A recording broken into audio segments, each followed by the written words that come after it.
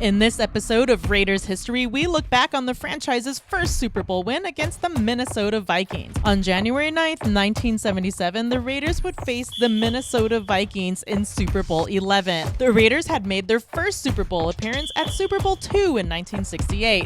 They faced Vince Lombardi's Green Bay Packers and lost 33-14. John Madden was hired as the Raiders head coach 2 years after the loss. He led the Raiders to 6 AFC championship games, though they lost 5 of the 6 prior to making it to the Super Bowl. The team's season was near perfect. With a season record of 13-1, the only loss came to the Patriots in Week 4. En route to the Rose Bowl, the Raiders first defeated the Patriots and narrowly won 24-21 and would head on to the AFC Championship where they would face the Steelers. The Raiders had faced the Steelers in 2 previous championship games and had lost to them each time. This time the score wasn't even close. The Raiders finished off the Steelers 24-7 to advance to the Super Bowl to face the Minnesota Vikings. Quarterback Ken Stabler was under center and Fred Biletnikoff was the top receiver in the game. Led by an offensive line which included Gene Upshaw, Art Shell, and Dave Dalby, the Raiders acquired 429 total yards during the course of the game in what was then a Super Bowl record. Another Super Bowl record for that time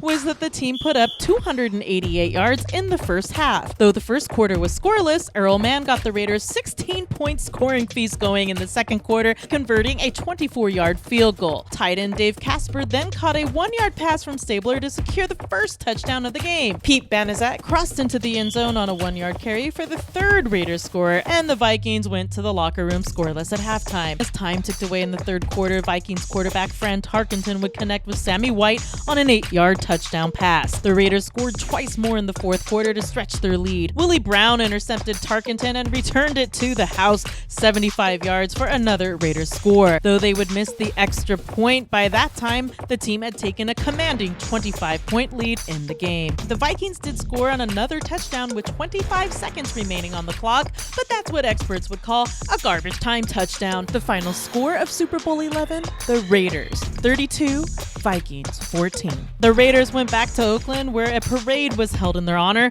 MVP honors went to Fred Biletnikoff, and head coach John Madden would retire 3 years later. That'll do it for this episode of Raiders History. We'll be back next week.